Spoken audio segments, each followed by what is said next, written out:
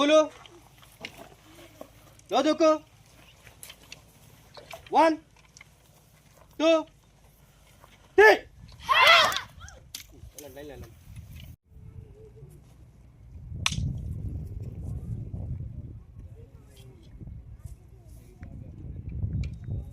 నా పేరు ఖరీదు సాంబయ్య అండి.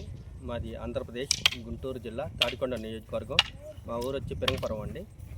ఈ కర్రసాము విద్య అంతరించిపోకూడదని నేను చాలా పోటీలలో పాల్గొనడం జరిగిందండి. స్టేట్, నేషనల్, ఇంటర్నేషనల్లో కూడా చాలా గోల్డ్ మెడలు, సిల్వర్ మెడలు, బ్రాంజ్ మెడల్ కూడా సాధించాను. ఇది మన భారతదేశంలో పుట్టిన అతి ప్రాచీనమైన పవిత్రమైన యుద్ధకళ అండి. ఈ యుద్ధకళ లాంటి కర్రసాము అంతరించిపోకూడదని నేను అక్కడక్కడ ఇస్తే తీసుకున్నాను డబ్బులు, ఇవ్వకపోతే మెలకుండా వచ్చేసాను. చాలామందికి ఫ్రీగానే నేర్పుతున్నాను. చాలా స్టేట్లు, నేషనల్స్ కూడా ఈ కర్రసాముని నేర్పించానండి. గుజరాత్, మధ్యప్రదేశ్ అన్ని జిల్లాల్లో కూడా ఈ విద్యను నేర్పాను నేను.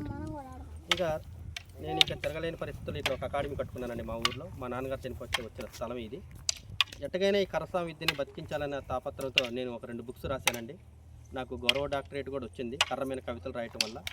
అది ఒక కవిత మీకు వినిపిస్తానండి.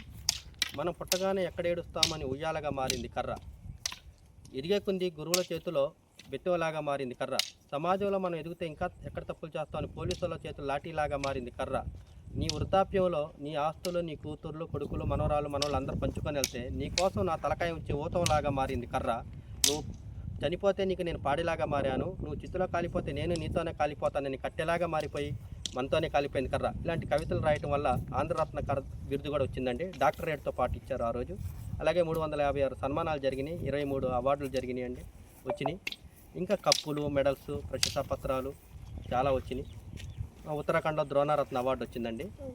అలాగే గురుబ్రహ్మ అవార్డు వచ్చింది Hyderabad, world pride of food. రీసెంట్గా హీరో భానుచంద్రమేన్ చేతుల మీద కూడా ఒక అవార్డు ఇచ్చారండి నాకు.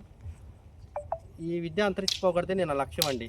దీనికోసం చాలా రియల్ లైఫ్ కూడా కొంచెం త్యాగం చేశాను. ఈరోజు ఇక్కడ పిల్లలందరూ బాగా నేర్చుకోవటం, వీళ్ళకి ఉన్న పేరెంట్స్, కొంతమంది స్థానికంగా ఉన్న నాయకులు కూడా నాకు బాగా సపోర్ట్ చేస్తున్నారండి. ఎలాగైనా ఈ విద్యకు పూర్వవైభవం రావాలని కోరికండి.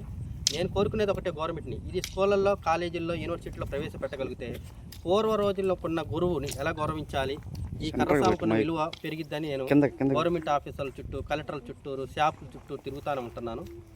ఇప్పుడు కొంచెం నన్ను గుర్తించి కొంచెం అందరూ ఆదరిస్తున్నారని అది చాలా సంతోషంగా ఉంది. ఇన్ని సంవత్సరాల తర్వాత నాకు ఈ కళకు పూర్వవైభవం వస్తుందని